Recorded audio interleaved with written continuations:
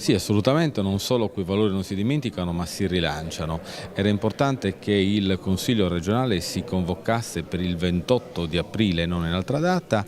Io penso che l'intero Consiglio abbia accolto questo invito, l'abbia anzi voluto perché era giusto fosse così. L'andamento dei lavori è stato assolutamente positivo, tutti gli interventi di grandissimo livello hanno ribadito l'importanza degli insegnamenti di quella data e sono un monito, un faro per il futuro, per la Sardegna e per i sardi.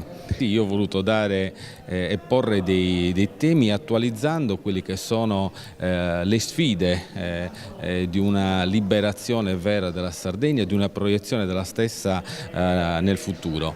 Io penso che il tema del federalismo, il tema dell'autonomia e delle autonomie degli enti territoriali sia un fatto assolutamente positivo, così come è importante rivedere quello che è il nostro sistema di autonomia, magari prendendo spunto da altri sistemi.